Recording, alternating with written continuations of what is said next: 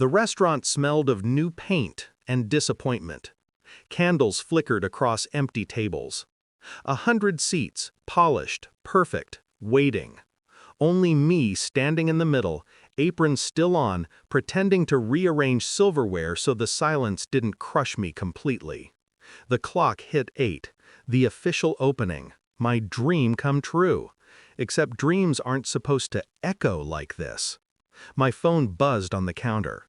A group photo flashed on the screen. My wife, my brother, my parents, all smiling beneath a banner. "Congratulations, Daniel."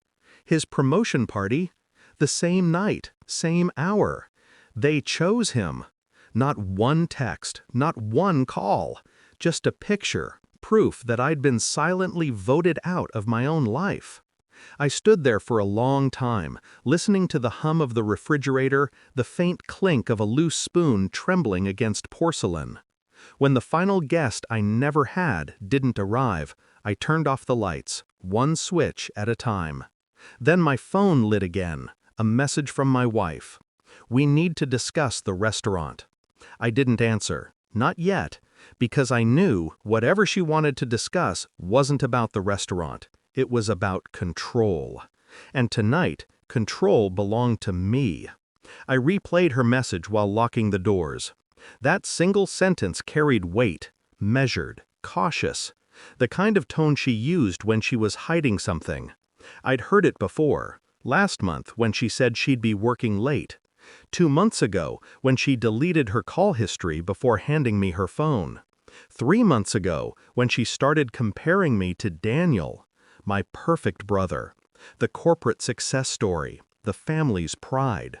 I used to think she admired him like a friend, but admiration doesn't linger. It doesn't make you pause mid-sentence, eyes soft, breath uneven. There were signs. I ignored them, because love can blind you more efficiently than any lie. Tonight, I stopped pretending not to see. I walked to the back office, pulled the folder I'd been keeping for weeks. Receipts, GPS logs, screenshots. A photo of her car parked 2 streets from Daniel's apartment.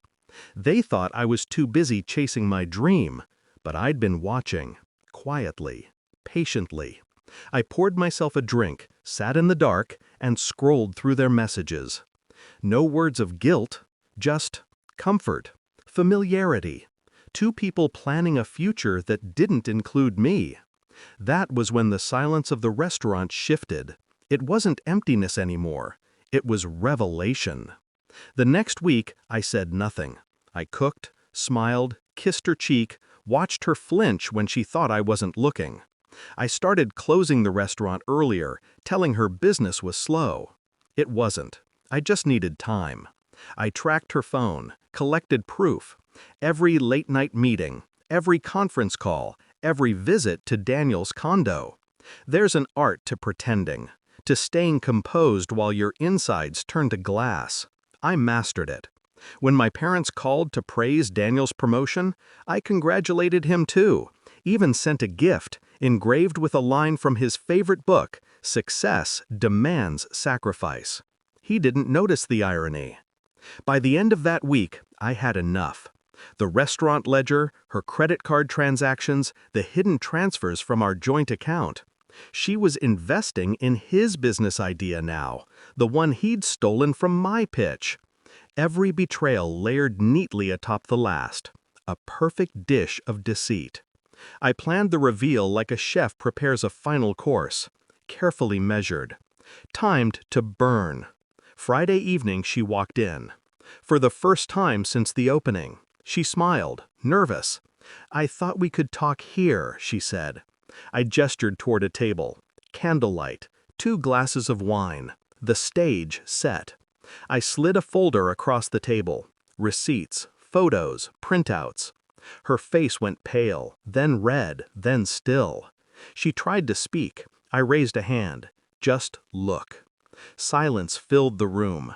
Pages turning like confessions whispered too late.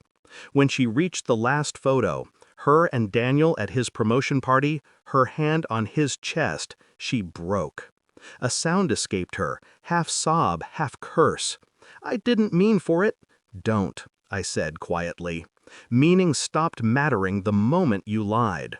Her tears fell onto the table, dark circles spreading across the paper. I watched them sink in. Then I stood, collected my keys, and said, "You and Daniel deserve each other." Her voice cracked. "You're just walking away?" "No," I said, opening the door. "I'm walking out." 2 hours later, Daniel called. His voice was tight. "Why did investors back out?" "You told them—" "I told them the truth," I said, "about where your concept came from, whose account funded it, whose wife helped steal it." He didn't speak for a moment, just breathing, panicked. "You ruined me," he finally said. "No," I whispered, "you did that yourself.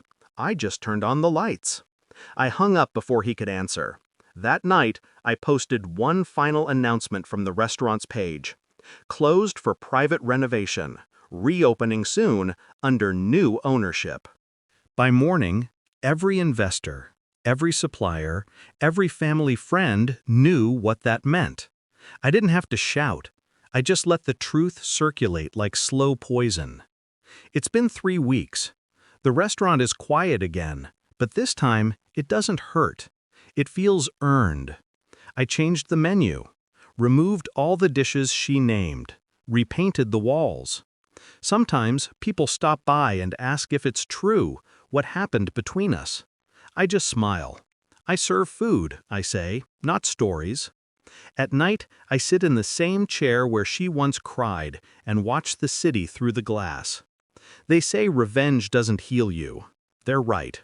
But it does something better. It ends the noise.